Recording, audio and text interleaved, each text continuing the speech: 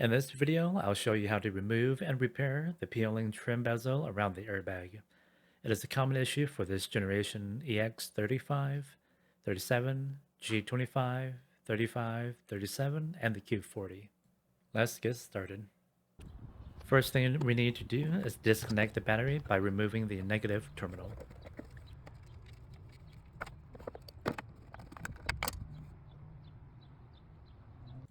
Behind the steering wheel, there's going to be two circular cutouts. Behind these are hiding the screws holding the airbag.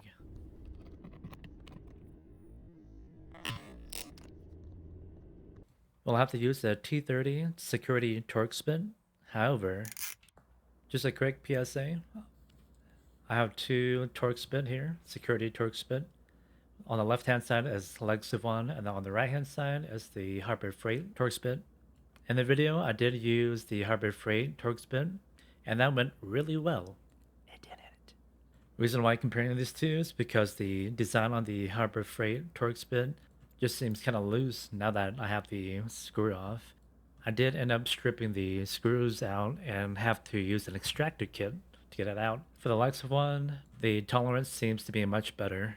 I do like Harbor Freight products, but in this case, probably find something with better quality, or you'll end up like this.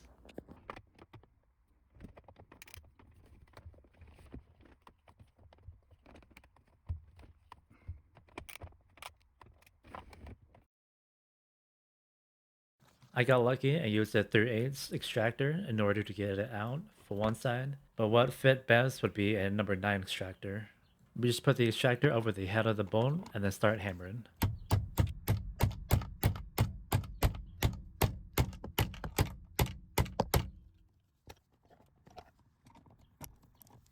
This is why it's important to have a quality Torx bit, because these bolts are held on by blue Loctite, which makes it a little more difficult to remove them. Once we have the screw out, the airbag will be next, which is being held on by two plugs. We'll have to pry out the black tab in order to unlock it from itself.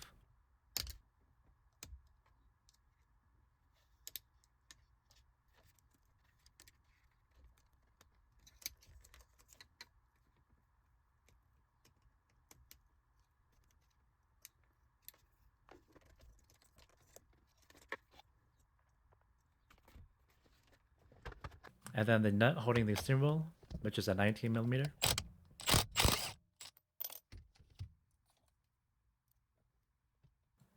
And then behind the nut, there's going to be an alignment mark. When you go back to put your steering wheel on, you want to make sure these are aligned. Or you can also make additional markings. Yeah, that's probably fine.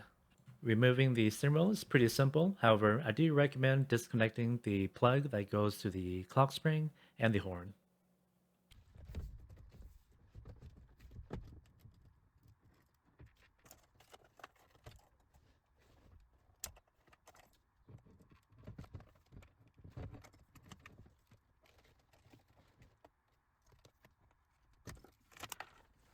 Also, please don't turn the clock spring, or else you'll have to end up realigning it.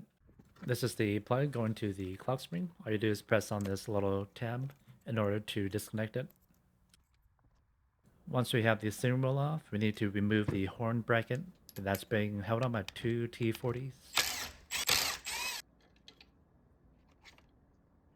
Behind the two screws will be two springs. Next would be to remove the housing on the back side, which is being clipped on by four tabs.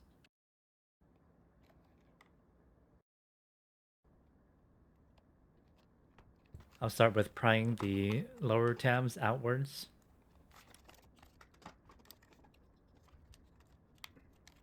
Once we have the lower ones unclipped, we can tackle one of the other ones, and then it will just come right out.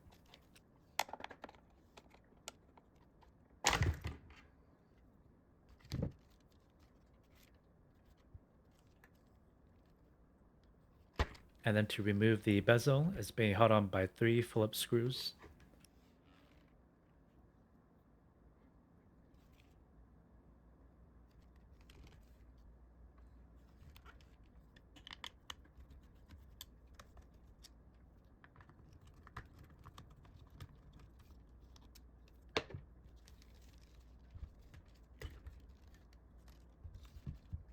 And then we need to remove the controls from the bezel, which is being held on by 6 Phillips screws.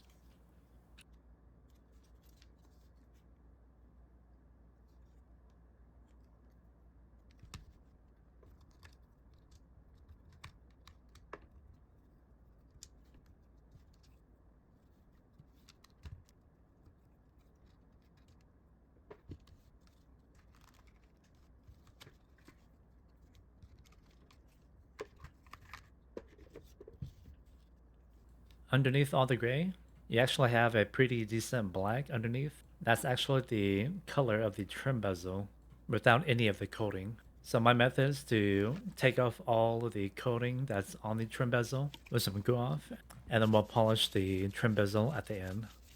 By applying the glue off, it'll make the coating brittle, and then once the coating is soft enough, we can just scrape it off. This method is a little time consuming, and it may not look the best at the end, not gonna lie. But it definitely looks better than this.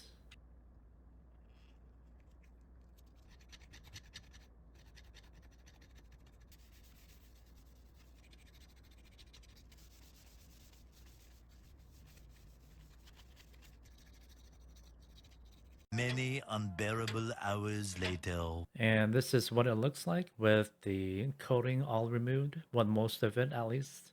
From here, there's a couple things you can do. You can either paint it or vinyl wrap it. But in this case, I'll just be polishing. I'll be using some Meguiar's Plastic X for the polishing. I would also advise putting electrical tape here. That way, if you happen to make contact, it doesn't scuff the trim.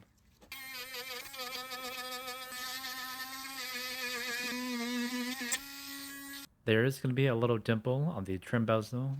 That's going to be from the mounting screw.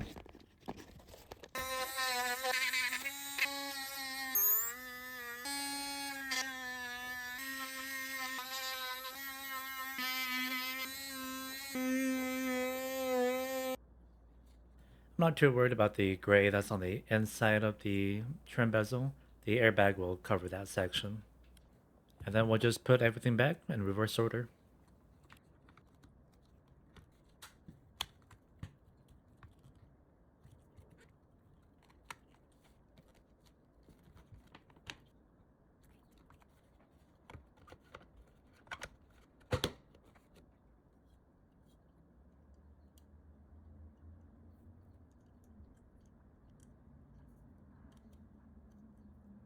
When you go to install the bracket for the horn, you want to make sure the springs don't unclip themselves from the horn bracket.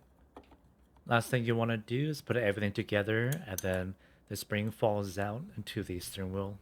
Have the screws ready as you're pushing down on the tab, compressing the springs. I can't recall the exact torque spec, but I'm just going to tighten it down to 85 inch-pounds. Or you can just make sure it's tight.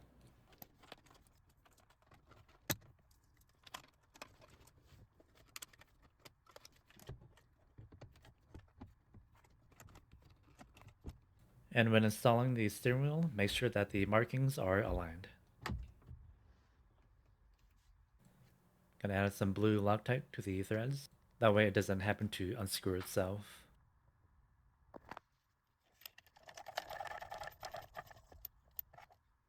Torque the nut to 25 foot-pounds. Plug the wire for the horn back in.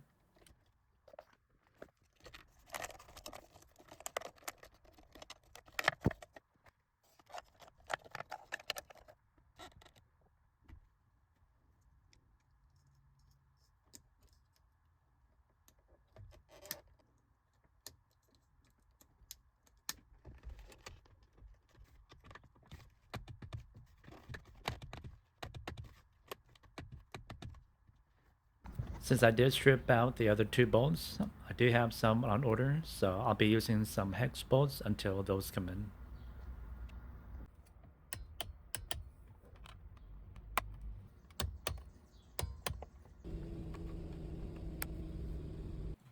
And this is how it looks like with it being polished.